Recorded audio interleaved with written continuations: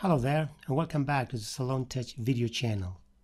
Today we're going to look at SalonTouch Pearl and how we go about changing either the EFT draft amount itself or the draft date.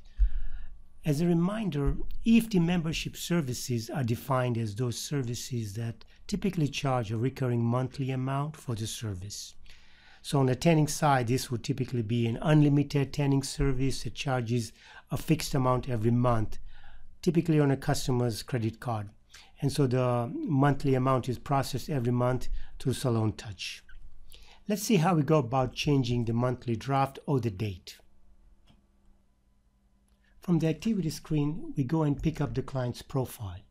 Let's say in this case, we want to change the draft amount or the draft date for a draft for Mr. Hunt here.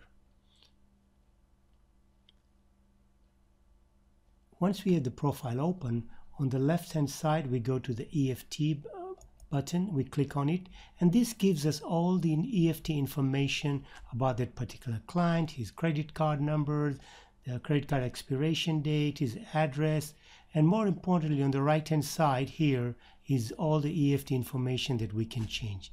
So we can change the draft amount. Let's say for example I wanted to change the draft amount to $59 going forward, so I would just put in $59 and save.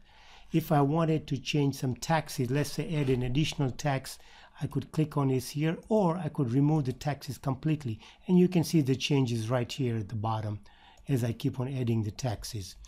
I can also change the draft date. Typically by default, SalonTouch Pearl uses the first of the month to draft the customer. But I'm free to change this date here to any date that I want. Let's say I want to change to the 5th. And so going forward, the EFT draft will be available on the 5th. Now, one thing to keep in mind is that if you look at the next payment date here, this is blank. If you have a next payment date that does not match the draft date here of the month, it will cause the client not to appear on the EFT draft report.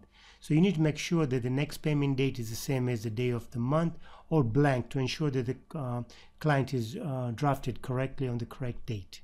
And that's all there is to changing the EFT draft amount or the date. I hope this was useful, and thanks a lot, and we'll see you again in the next video.